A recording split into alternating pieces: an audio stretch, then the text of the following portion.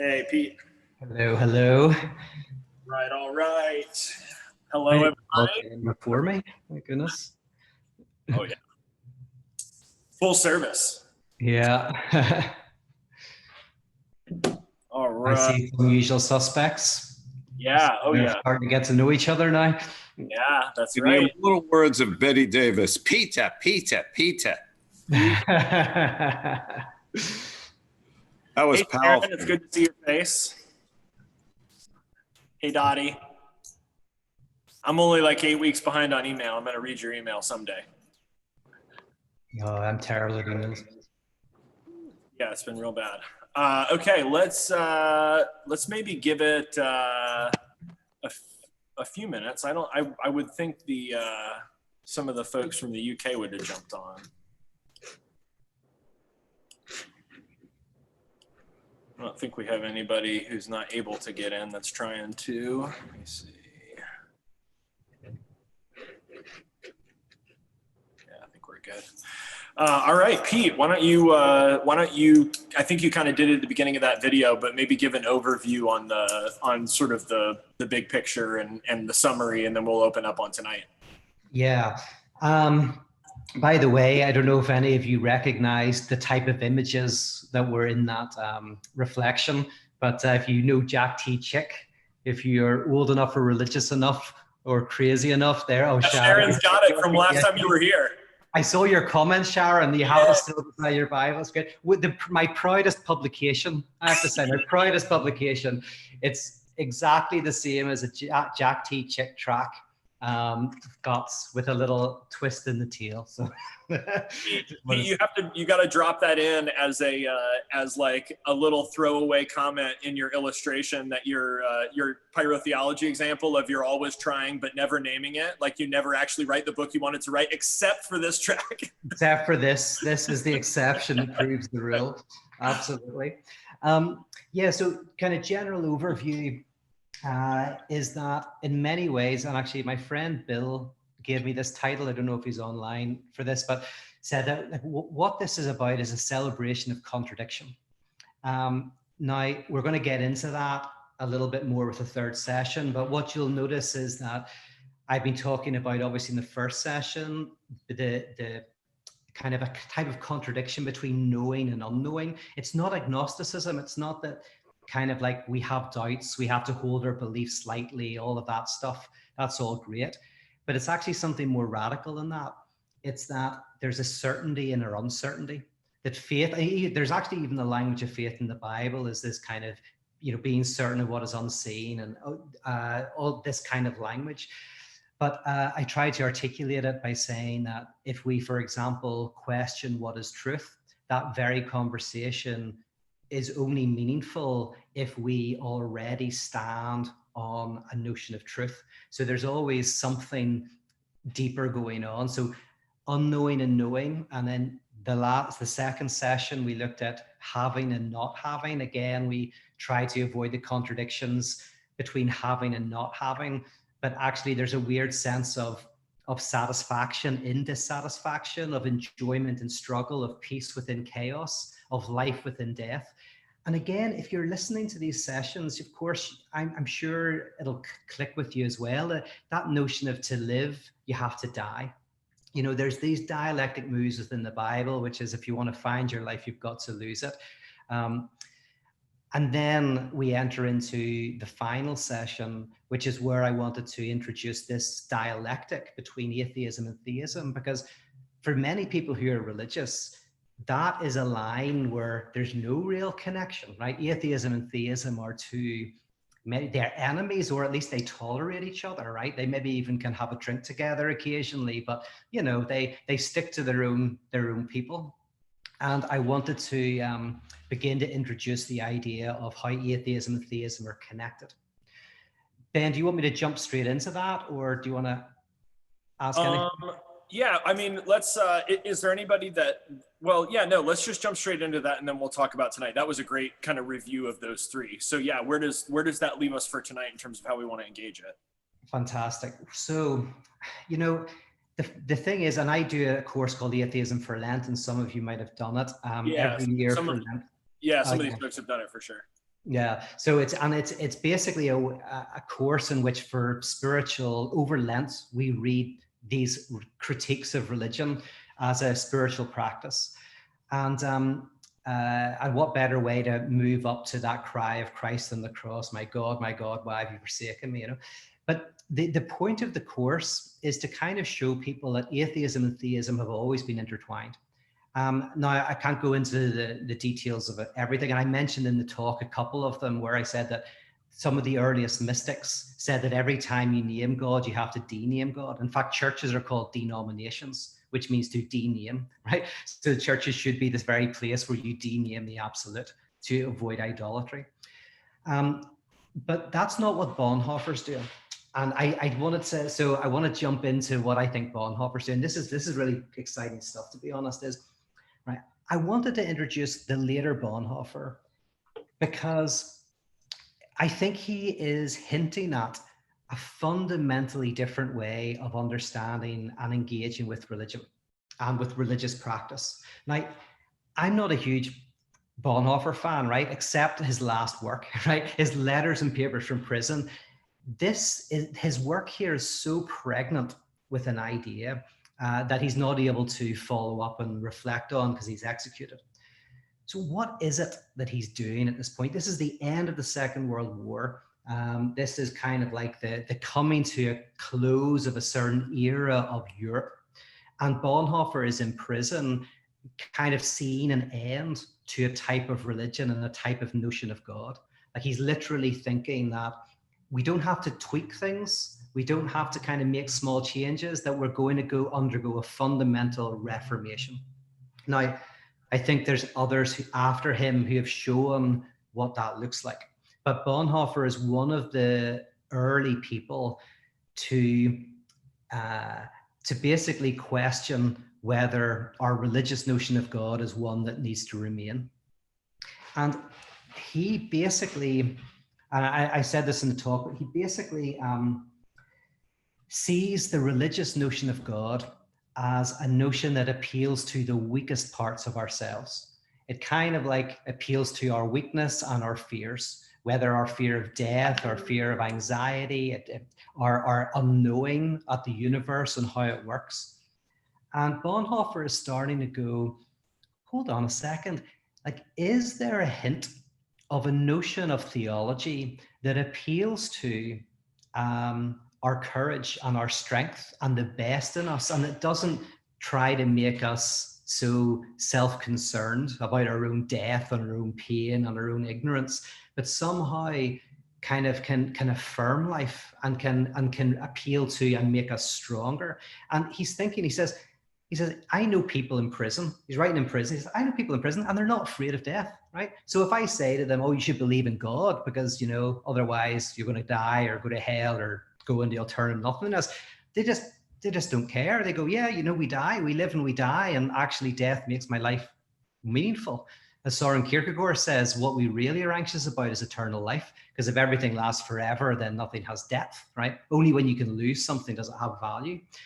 And then he would meet people who also were able to go like, yeah, I don't know everything about the universe and what it's like. And not only were they not concerned about that, they actually found it enjoyable. They actually said, this is one of the wonderful things about being human, is how much we don't know. And so Bonhoeffer was partly just saying, forget about whether it's right or wrong. There's more and more people who don't seem to be drawn to God as the Deus ex machina, the answer to those questions. And he says, so either we have to beat them over the head. He actually didn't like psychoanalysis because he said it was a form of Methodism. He said it was secular Methodism because basically what it did is it tried to unearth all the reasons why you were suffering and then give you the answer. And we could get into his view in psychoanalysis later, but it's a funny. That's a little close to home. Yeah, I know. Yeah, I think he definitely hits the nail on the head for a variety of therapies. So that's his question, and what he is basically asking, but he doesn't really get to articulate it as precisely as he could because he's executed. But he's ultimately asking whether there's a type of faith and a type of notion of God that not only does it not appeal to your, it doesn't promise to get rid of your anxiety. It doesn't promise to get rid of your fears and all of that, but actually can meet you in the midst of them and actually help you embrace your anxiety and live in the midst of unknowing and live in the chaos and craziness that is life, in the grit and grime, the dirt of existence. And that's why he says to live as though God is not given is to live fully before God and with God. Because in context, what he's talking about is to live as though God is not given as a deus ex machina, as a being that comes in, fixes everything like the Greek play, and then is taken out. But to live as though that God doesn't exist and to live fully in the world. He says, actually, by doing that, we will find that there's a theological affirmation of life, and a new understanding of God will arise out of that. Okay, so I want to. That's great. So I think this is probably familiar just because I just finished writing my theology paperwork, but I think, oh, good, Jay found us. I think Jim was trying to get in too, but was in the wrong Zoom chat. But this, my understanding of this is we're talking from a purely theological perspective about maybe the like supernatural theism, the Monty Python Deus Ex Machina is the clouds part and the magic wand, versus like a pan-entheism, but you're even pushing a little further than that. It's not just life takes place in God, but that there's actually the transcendent is in the full embrace of life itself. You're not trying to get to God through life, but that you actually experience God in that. And I don't know if you did this in the video, but like the ultimate concern, the full investment in, in the material world is sort of synonymous with transcendence, or becomes maybe. Anybody got any questions or thoughts on that? Yeah, go ahead, Pete. Oh yeah, I was just going to say, yeah, in fact, Bonhoeffer, the stuff I did on the first week when I mentioned Tillich and ultimate concern, that is one way of kind of seeing where this goes. That in Tillich's notion of ultimate concern, where you kind of give yourself over to beauty, truth, or morality without grasping it, is a way of affirming beauty, truth, and morality in humility. Yeah, well, and that reminds me of the, a lot of this has to do with, like, for me, it almost immediately feels like it becomes a question of ends and means, and then it feels like economics again, and this is your earliest work, am I coming after beauty, truth, and goodness because I want beauty, truth, and goodness, or am I trying to get those things because I think they'll buy me God? Are those are those creating an economy, or are they the thing itself? Yes. Dan Hensley, let's unmute just a second. You got it? I got it. Cool. When I look at Bonhoeffer, he was certainly a person of faith for the majority of his life. And when you get down to the letters from prison, I agree with you that he was starting to say that depending on that completely was off. But I also see him in his weakness, some of his weakness in the letters, that he sees, he does call on God, but I also see it as an internal call, the God within him to give him strength. It's one of the reasons, I put one of his prayers on at the end of our chat today. Yeah. And it deals with his own weakness, his own bitterness, being in prison. And then he's asking God, I know in you there's strength, right? But I think he's calling on that within himself. And for me, I think he still struggled with trying to get away from the notion as God out there, even during those letters. But it's still an amazing message. Yeah. No, Dan, I think you're absolutely right. And that's actually one of the things that makes the work also maybe its strength, is that you feel that he's not landed on something completely, like he's torn and he's between worlds and he's wrestling, and that kind of even gives it, for me, it almost gives it even more rawness. So yeah, no, I think that's very, very true what you're saying.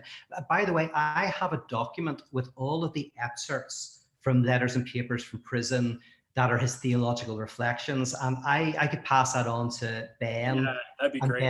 if people want it, because it's hard to find. It's a big book, and his little theological reflections are dotted through. So I have the document, so I'll hand that to Ben. That'd be great. That'd be awesome. We can make that available. Yeah, Bill Brennan. Just a second, Bill.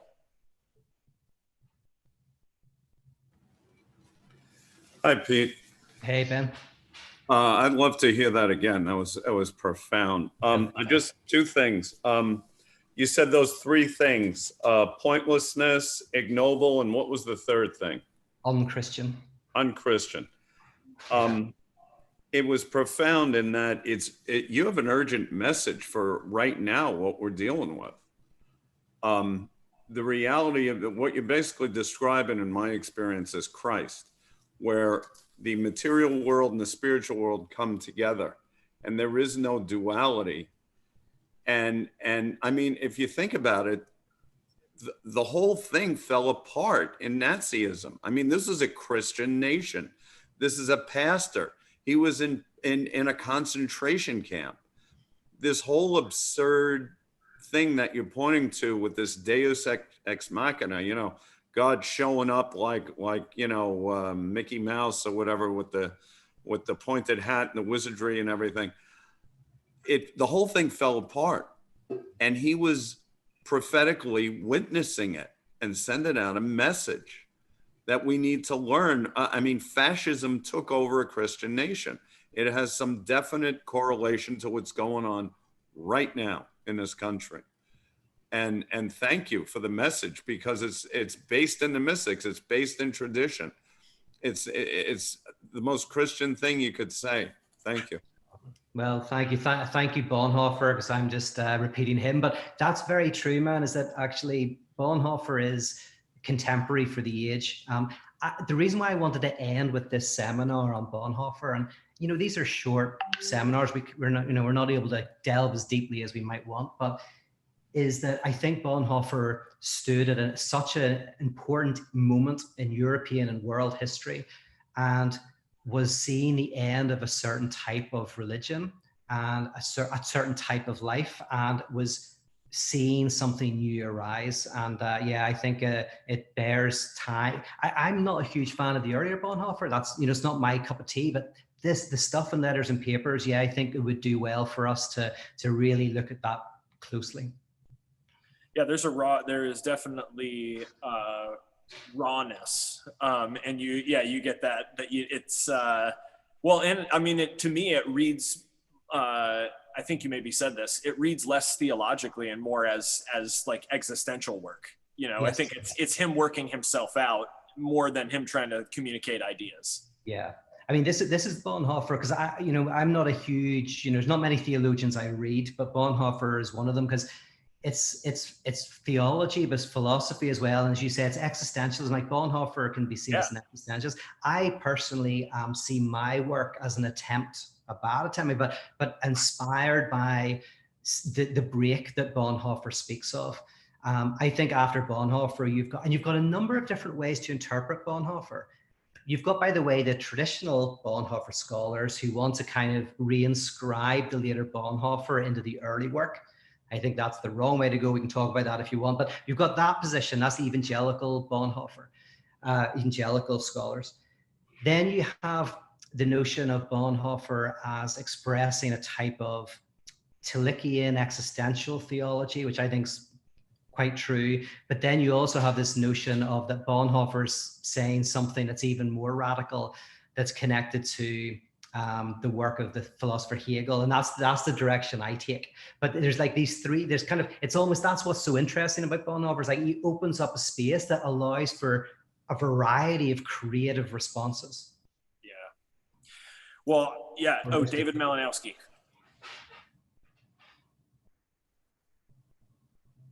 Okay, I have to unmute too. Thanks. Pete, I read that book years ago, and I don't recall, but was there any commentary by Bonhoeffer about what I'll call the guilt for why he was in prison? I mean, he attempted, as part of that group, to assassinate Hitler. So here's this Christian pastor. There's another line that he's crossing there too.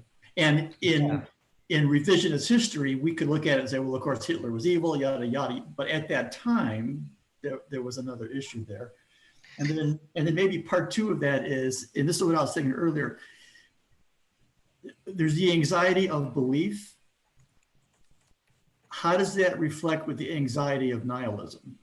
Mm-hmm. Ooh, anxiety, yeah. Okay, there's lots of good stuff in there. On the first, just a very short, because that's more of a biographical one. I can't remember too much about anything about Bonhoeffer's reflections on that. Now, that's partly probably because he couldn't write about it, because everything he was writing about would be seen by the guards. But yeah, so I don't think that there's anything explicitly about that, but I'm sure there's lots of good implicit stuff there. But Dan might have better insight into that. And if you want to jump in, Dan, after I've talked about the second one, you're welcome to. Yes, the nihilism. So here we have this really interesting issue. It's like we as human beings in the modern world, like we often are more consciously anxious of nihilism, right? Of the kind of like the end of things and nothingness, and that frightens us. As you probably know, there are other cultures, Greek culture, where it was kind of like the opposite. The gods wanted to become human because the gods didn't know what life was, because they couldn't die, and they couldn't know what courage was because they couldn't lose something. So there was the whole thing of like, the gods wanting to become human so as to experience pain and therefore joy. So there is a really annoying way of saying this, of going like both extremes are horrible. Death and eternal life both have their crazy anxieties. And to be human is to again have to navigate those two positions. And I think Søren Kierkegaard really tried to do that. He understood that. Like in Sickness Unto Death, he actually concentrates more on the latter. He says that what really frightens us is eternity. Now he's very similar to Heidegger here, because what he's almost saying is, if we run from death and we don't face up to the end, then we're kind of living in a type of eternity. We hide from finitude. But he says what you end up with is a sense of meaninglessness. You kind of like, because actually if you can face your finitude, if you can face your death, it will actually bring depth into the present. So he does this really interesting turnaround where he actually says that the failure to kind of look at the lack and death, the ultimate lack, is partly what's responsible for modern civilization entering into a more one-dimensional type of being. So it's a really interesting thing. But yeah, those are just some thoughts. Yeah, there's so many different ways to go with it. I'm sitting here thinking about the ways that my experience in hospice chaplaincy is sort of a reflection of the cultural avoidance of dealing with death, and the way that it's continued to be further and further removed from an emotional experience, and has become just a logistical thing where people are logging online, handling the cremation, not even, never showing up in person at a funeral home. So, and that's, in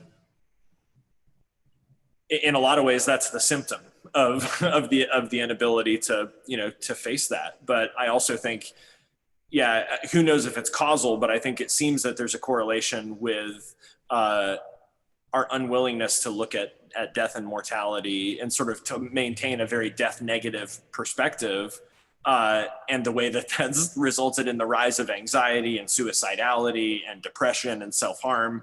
That, I think, for me, part of what Christianity is simply being honest about the contradictions that everyone has. And I think, some of the problem is that for a long time, I think Christianity was intended to be a radically honest community, that faced contradiction. And what happened is it became a community that gave people another system and language to cover up, and to hide it again, which has just created all that anxiety over again, but with religious language. Yeah, there's a way of, this is how, the reason why I ended with Bonhoeffer in this third session is because he kind of opens up the possibility. He says basically the religious God is the one who helps us overcome contradiction with comfort. But then he opens up the possibility of, is there an understanding of God that helps us embrace that? And that's the nature of my work, which I think connects with Hegel. Oh, by the way, one thing I'll say about belief as well is something touching on what Ben hinted at, is that there's a way of thinking. What we think about generally in the popular mindset is the idea that religion has a certain set of beliefs. Like if you're a religious individual, you have a certain set of beliefs about the world and about maybe God and the origin of the universe. Now, there's another way to think about how belief functions, which I think is more connected to the Gospels, which is not that Christianity gives you certain beliefs about the world, but rather Christianity is about helping you encounter the beliefs that you have. Now, what I mean by that is if you go with a psychoanalytic notion that our beliefs are mostly unknown to us, right? Your consciousness is actually designed as a defense mechanism against encountering what you believe, right? So you think you love your mum, but you're so overly kind to her, and then somebody points this out. Why are you so overly kind to your mother? And it's like, well, and you find out deep down you have a dream where you wish she was dead, and you go like, oh my goodness, I didn't even know it, right? Or I didn't know I hated myself. I'm always showing off and saying how great I am. I had no idea that I hate myself. So reality TV works like this. Nobody thinks they're an idiot. That's why people go on to reality TV, and then they see themselves and they realize they're an idiot, right?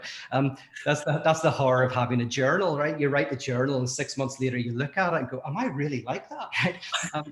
So if you go with this idea that we're actually try to avoid knowing what we believe, we try to avoid a confrontation with the truth of our beliefs, but then you go with the idea that you shall know the truth and the truth shall set you free, that there is something healing about encountering your beliefs, encountering your truth, the things that really animate you, and just encountering those and allowing them to come up to the surface is in and of itself a healing and freeing event. Then you kind of turn it around and go, well, one is, like when people ask me, what do I believe? I go, one, I don't really know what I believe. I don't even want to know what I believe. And then when I encounter it, I don't want to share it with anybody else, because if everybody else knew what I believe, they wouldn't listen to me. Like, I don't believe a duvet cover protects me from a knife attack, but if I hear a creak downstairs, I suddenly put it over my head as if it's going to protect me. So, I don't believe in ghosts until I hear a tapping on the window. So I really do. I just don't think I do. So all of that to say that for me, a lot of Christianity and a lot of my work is about saying that don't, if you want to know what you really believe, don't listen to yourself, right? Watch the tapping of your finger. What's your symptoms? Ask other people, and you'll find, and actually maybe what Jesus was doing often was helping people confront their beliefs. And that confrontation is what leads to a healthier, happier, more joyful life. Go, David.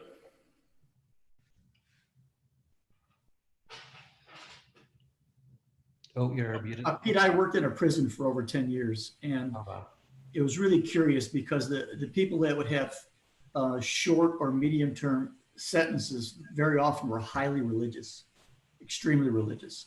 And the people serving life sentences were often at greater peace and not so hung up about their religion. And I'm wondering if that isn't what was happening with Bonhoeffer, because of the reality of that he knew his end was coming.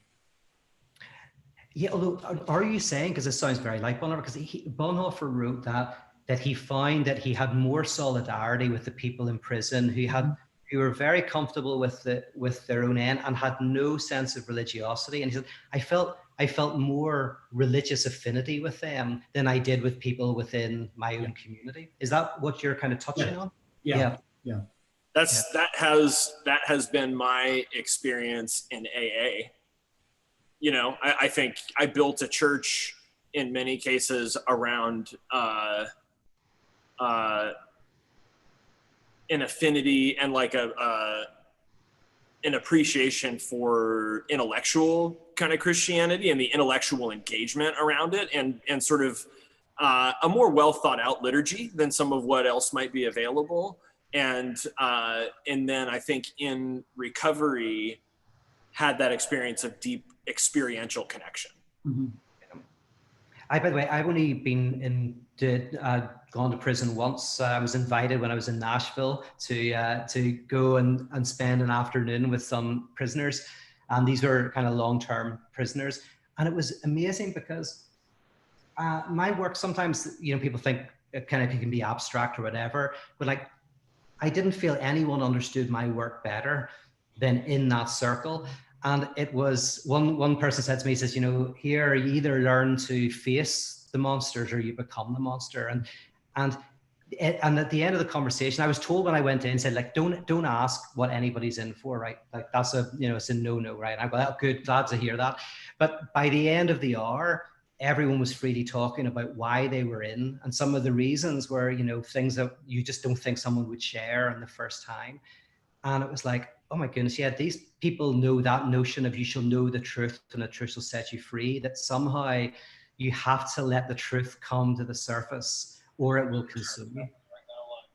And then they start to see the suffering in the officers and the guards because they are captive too. Oh, wow. Wow, yeah. Thank you. Ben, you had your hand up, and then Dr. Oh, J. no, I didn't. We had some walk-in guests. Nice to see you guys. Or sorry, Dan. Come on back. We'll be open in December in person. Safe and distant. Sorry, Dan, go for it, and then Jay. I saw. You have to unmute yourself. Dan Hensley. Just a second, Dan. You're good. You said that I know more about Bonhoeffer, and maybe I don't really know that much about Bonhoeffer, so I didn't want to say anything about that. But I'd like to say I knew two people who escaped from Germany. They were half brother and half sister. He was Jewish and she was Lutheran. And it's interesting how history repeats itself. The Lutherans were one of the first people to speak out about Hitler. We see Hitler as this monster, but Hitler promised people the things that they wanted to hear. The country after World War I wanted to punish Germany. So of course, nobody wanted to deal with Germany. Their economy fell apart. People were starving. And they heard what they wanted to hear from Hitler. The same thing happened with Japan. The same thing happened in Burma. When people were starving, the military moved in and said, we can promise you, right, whatever.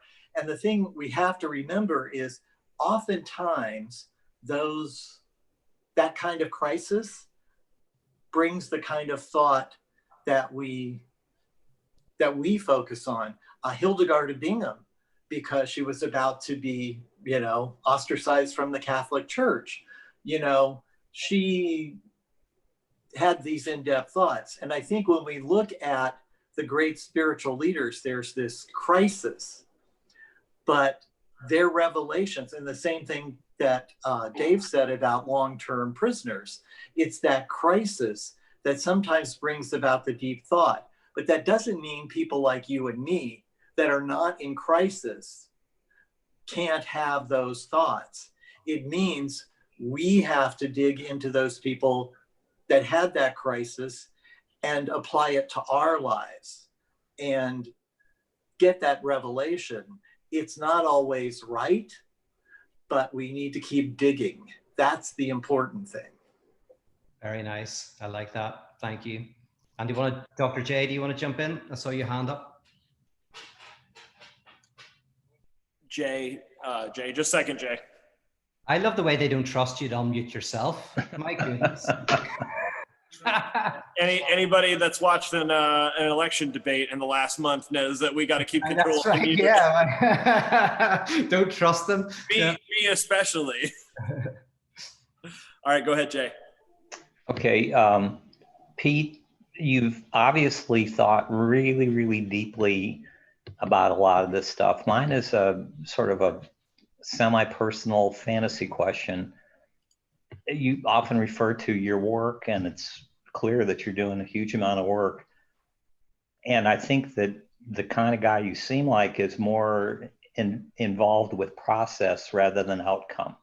However, if you could imagine the best possible outcome as a result of the work that you have done and are continuing to do, what would that outcome look like? What would be different in the world and people, etc.? Great question, Jay. Ooh, I'm not paying you enough, Pete. Sorry. Yeah, that's a good question. That not trying to be nosy, but just trying to understand.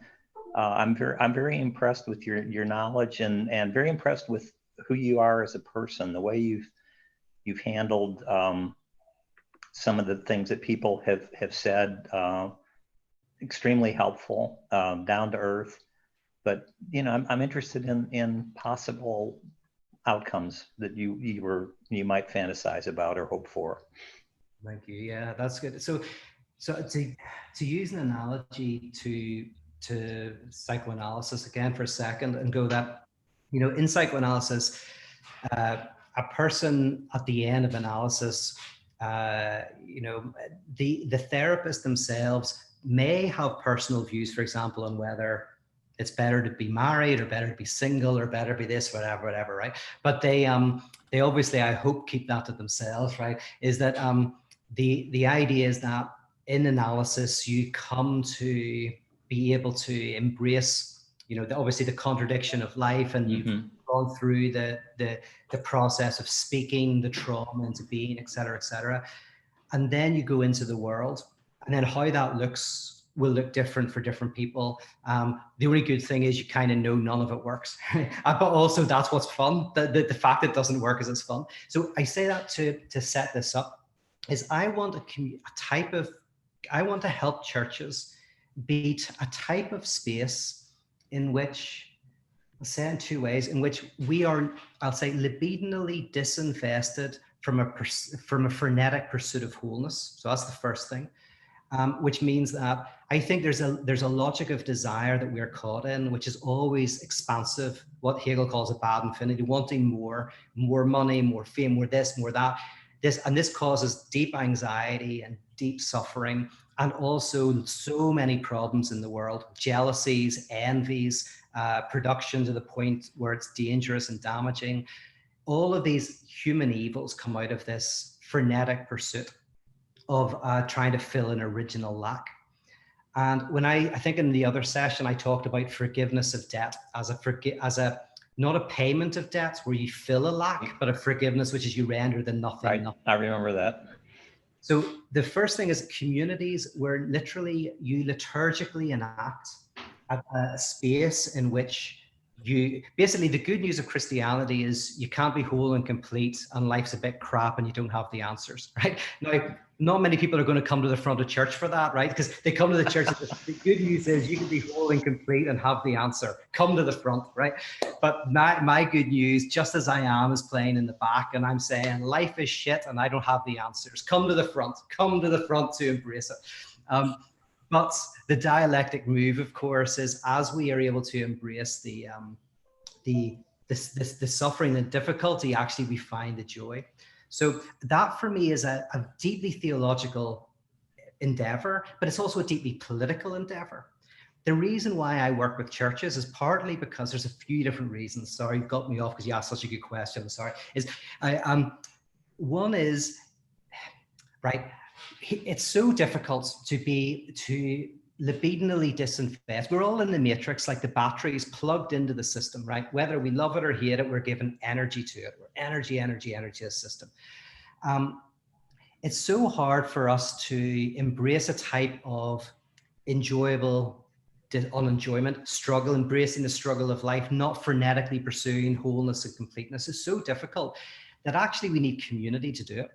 We need community, we need rituals, we need art, we need music, we need sermons. So we need to enact a space in which in our lives, I call it a desert in the oasis, this quiet space in the craziness of life where we're able to escape the tyranny of happiness, right? Where we're able to be free, to be unhappy, to be, right? It's so difficult that I imagine what would we need to do it? And so here's my thinking, right? First of all, we probably need people to do something weekly. Second of all, we want them to do it for years, maybe all of their life. Thirdly, we want them to bring their kids maybe to this, and we want it to involve arts and speaking and community and all of these things. And we want actually thousands of these communities all over the world, actually tens of thousands, in fact, millions. You're like, okay, so how do we do that? Well, there's already a network that exists. So all we have to do is inject this reform, this different type of thinking, and you've already got the entire network set up. Otherwise, I'm just helping 1 or 2 people or 10 people or 100 people. No, there's a whole network. And here's the trick. I think Christianity, I think this message is actually true to the heart of this message. So it's actually easy enough for us to perform a reformation. And a reformation is basically a radical reinterpretation of every coordinate, where everything stays the same and yet everything's different. And so that's my vision, is communities that are countercultural collectives in which we are libidinally disinvested from a frenetic pursuit of wholeness through an encounter with Christ crucified. My God, why have you forsaken me? The self-divided God, which then enables us to sensitize ourselves to the other and to find meaning in our engagement with the earth. But as to what exactly it's going to look like in the aftermath of that, it's anyone's guess. I think the initial advice was you should probably have a backup plan when you started trying to do this. Yeah. Okay. Yeah. Don't plan on always being able to get paid to do this, which is good. That sounds a lot like what collective is all about. And see, I've never been involved with a church. I'm 77 and I've never been involved with anything related to church until I was like 75 and a half. And so I understand what you're saying about the network, and that's part of I have problems with religion and organized religion and what they do and don't do. But it seems like what collective is trying to do, in my opinion, is to use the network that you're talking about in order to create a different message. I love the phrase to be libidinally disinvested, and I know exactly the frenetic pursuit of one thing or another, and I know exactly what you mean by that. And so now I know I have a sense of more of what you're all about, and I appreciate your answer very much. No, thank you.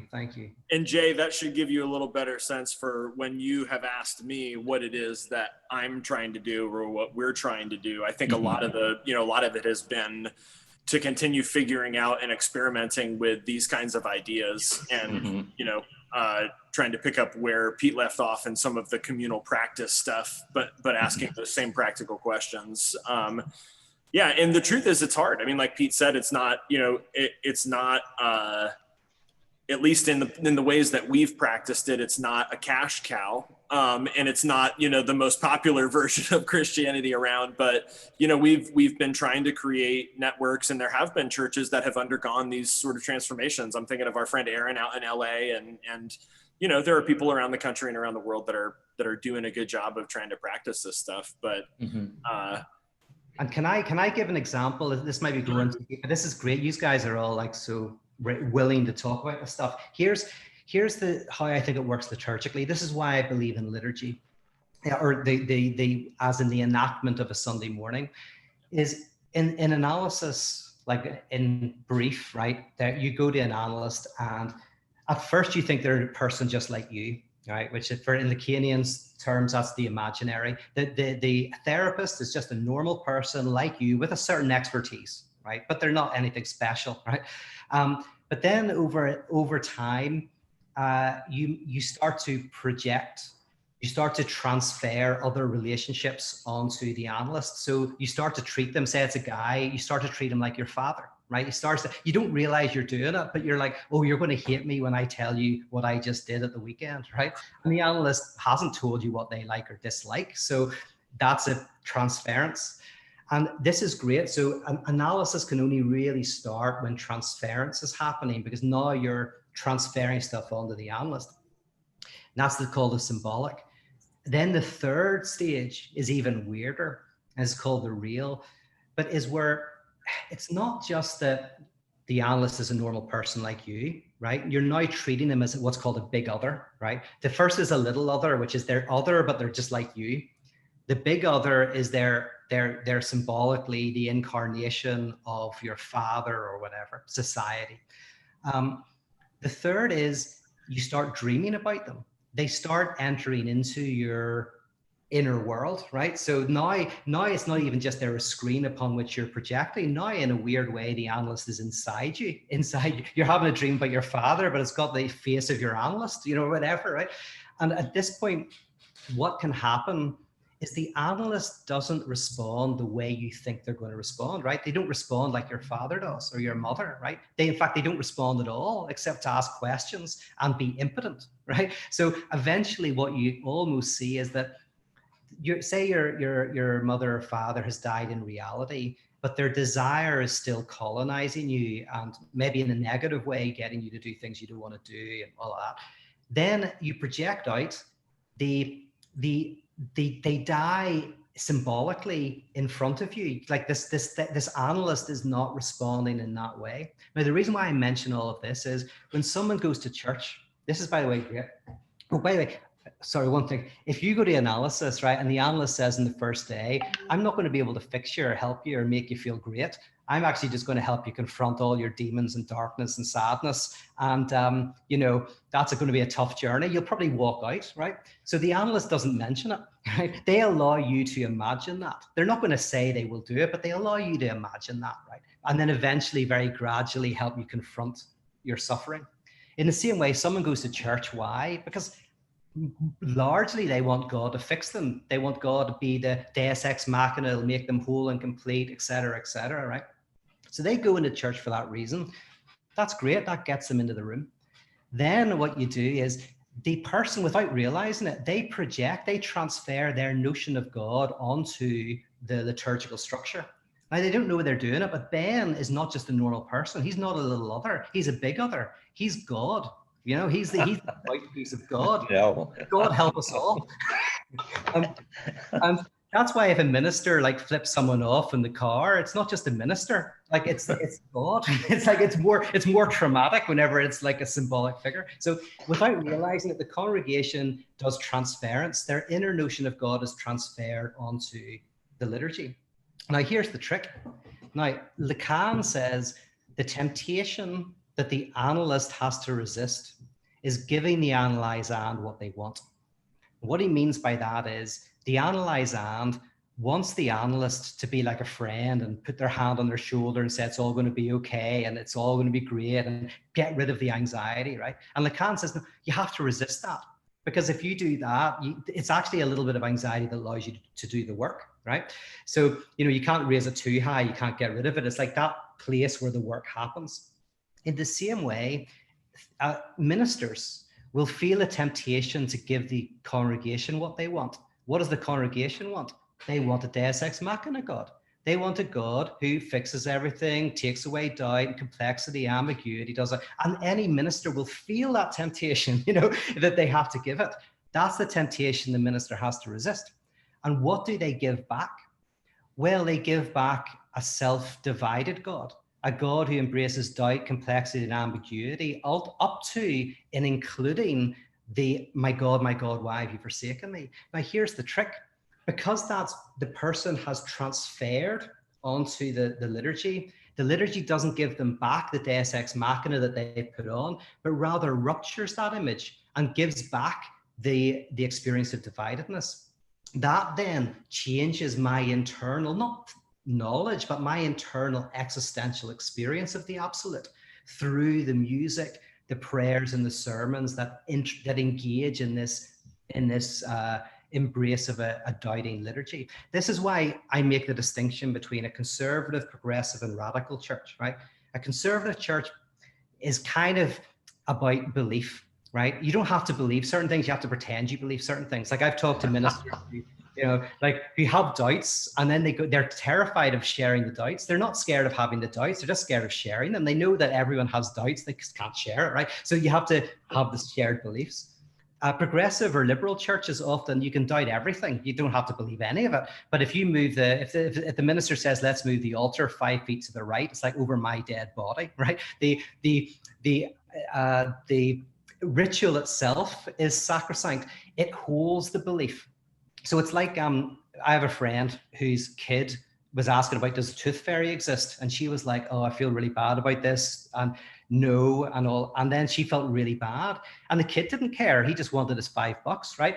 But she was traumatized because you don't believe in Santa Claus, but you get the pleasure of believing in Santa Claus as long as the kids believe in Santa Claus. So when the kids lose their belief, you lose the enchantment of the belief. In the same way, you can say you doubt everything, but the ritual, the liturgical ritual holds the belief. So you can get all the pleasure out of believing but while being intellectually superior and having all of these doubts, right? Radical liturgy, what does it do? It artistically and liturgically enacts the doubt, complexity, and ambiguity. So it brings you into the heart of the trauma so that you experience it. You experience the cry of Christ on the cross, so that on the other side of that, you can enter the world embracing the fracturedness of reality itself. Like it. Yes. Let me ask a practical question to land this, since I got cast unwillingly. How I know the answer is just going to be, hold the tension, because that's what it always is. But how in a community like this, where part of the task of the community is to do the work of comfort, and part of the pastoral task is to, I think you couldn't have said it more clearly. If the analyst is not supposed to put their arm around like a friend and say, it's all going to be okay. I'm sorry that it's hard. Honestly, like you did with Anthony, the other week when he said, hey, all this philosophy is great and I'm crippled by real anxiety. How is it that we as a church both stay faithful to your work and in the theology, in the liturgy proper, that we're not offering the lazy comfort, but that in real human crisis, we still are that presence of comfort without it being like a cheap resolution? I'm obviously I've been trying to do that for 15 years. I still don't have it. I'm wondering if you've found anything that sort of speaks to that.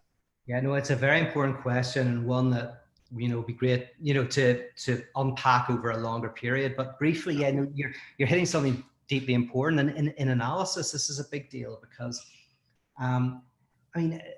okay, to simplify a little bit, right? You can't do analysis with someone who's happy, who's just fallen in love. There's no point, right? There's no anxiety. They're having a ball. Just tell them to clear off, come back in a few years, right? It's like they're having a blast, and why would you ever want to kind of like disturb that? That's, by the way, what Bonhoeffer means when he says he doesn't like analysis, because he thinks that what the analyst does is tries to make people who are happy unhappy. No, you only need the A team whenever the community's in suffering, right? Otherwise the A team doesn't show up.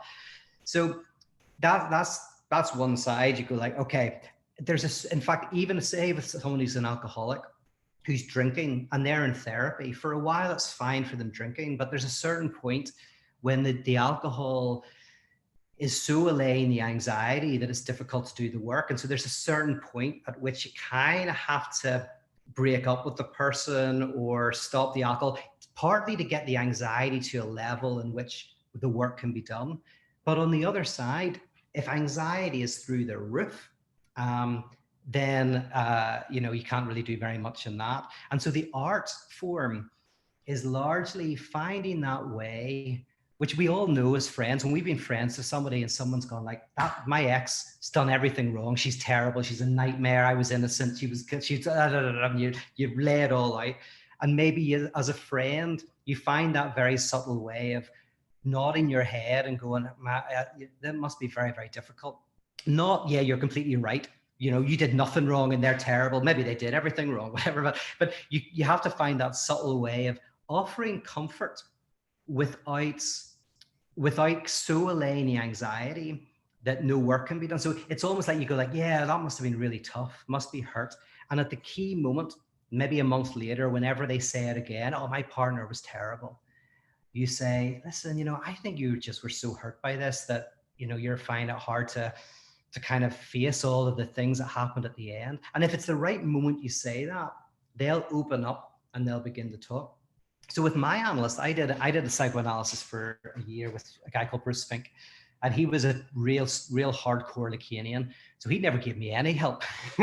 But he did say in one of his books that, that if someone is really at the end of their rope, you do obviously want to say, to give them almost just the comfort that you care, and that they don't even have any belief in themselves. All they can do is kind of like take a ride on your belief that this process is good and is okay. So all of this to say that, yes, as a pastor, there is obviously a pastoral role, but the pastoral role is ultimately to help people bear, to rob the yoke of its weight, to be able to face that. And that sometimes requires a little bit of showing that you genuinely care without giving false hope. Anyway, that was a very wandering answer.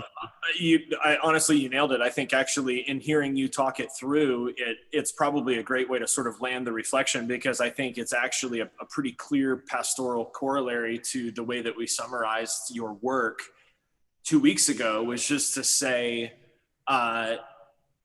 it requires, and not just me, it's not like I'm the only one doing pastoral care in this congregation. I mean, a lot of these people are caring for one another, and that's the way the congregation is tuned. I think it is reminding ourselves continually that our pursuit in pastoral care is not resolving anything, but being present to it. And I think that's to summarize the theological work, is to say, we don't believe that whatever it is we mean when we mean God is about resolving anything, but about inviting us to learn how to become present to life, or to whatever. So yeah, I think but that it may not seem like a significant difference, but the nuance and subtlety of that shift in pastoral care, and I love the way you said it, somehow bringing comfort without false hope, I think is. And I think the only, the other word for that is presence. Is just to be present with someone when you've got nothing to offer other than being present. And to give one concrete example, just very concrete example of a gathering we had with Icon called Sins of the Father. And it was in this bar late at night. People came in, they sat down, there was some music, there were these words: when I was hungry, did you feed me? When I was naked, did you clothe me? When I was in prison, did you visit me? There was a DJ, there was the music, and those words were echoing. People got a drink and sat down. In the bar, we had like 100 or more broken wine glasses that were all dotted around the bar. And at the beginning, I got up and told a parable that at the end of days, all of humanity stand at the judgment seat, and the book of life is brought out. And the people look into the book of life to see if God's name is written in it. And together they say, when I was hungry, did you feed me? When I was naked, did you clothe me? When I was in prison, did you visit me? And then the service itself was when we wrote when God had sinned against us. Now, whether people believed in God or not, it was like a symbol of, like, people understood what it meant. And we asked them, said, write down in these fragments of paper that we had, when you feel that you did everything right and the universe or God just, destroyed you. And if you don't want it read out, just exit. Otherwise, we're going to read them. And then we gathered them up and we read them. And things that people wrote were like, I was honest and I was robbed. I have no relationship with my kids. I don't see them. My partner betrayed me, or I have a terminal illness, right? Suddenly it was like incredibly powerful things, which sensitized us to the sufferings in the room. And I mentioned that earlier about, I think church is partly about sensitizing you to the earthly, gritty reality of people. So you're sensitized. But then we put the pieces of paper into a fire to send the aroma up to heaven, to kind of go, this is our cry to you. And we had some poetry, some readings from Job, etc. Now, and at the end of the service, well, we gave everyone a little Tamagotchi, key ring where you kind of, and we did this reflection on how we sometimes create gods that then make demands on us and whatever.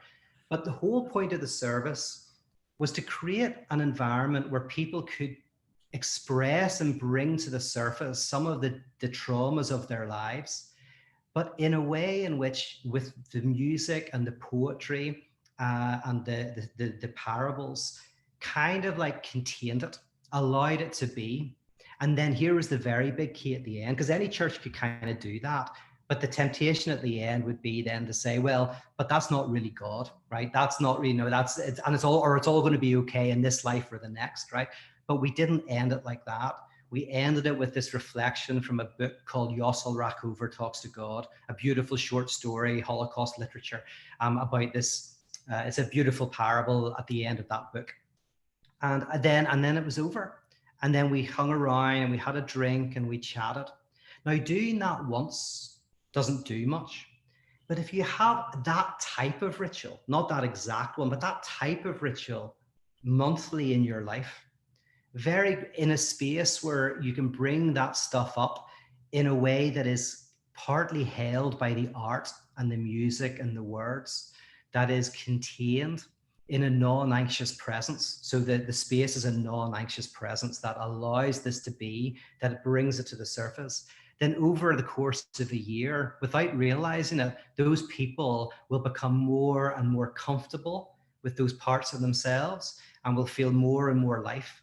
And that's a kind of way of bringing real comfort and change, I think.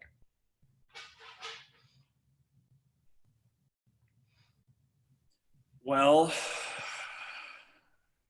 we're going to have to do this again, Pete. Absolutely.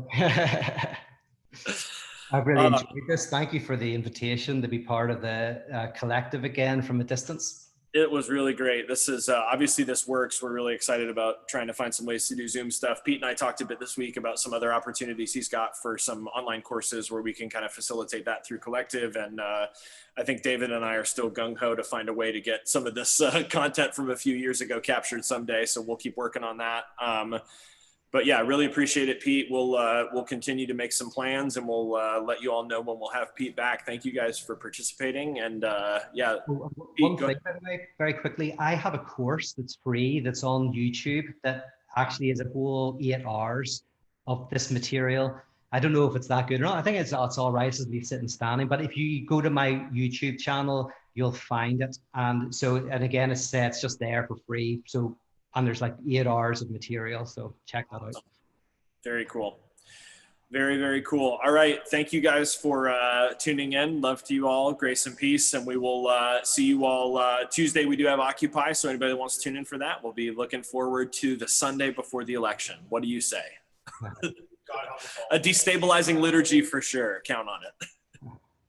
All right. Have a great one, guys. Peace.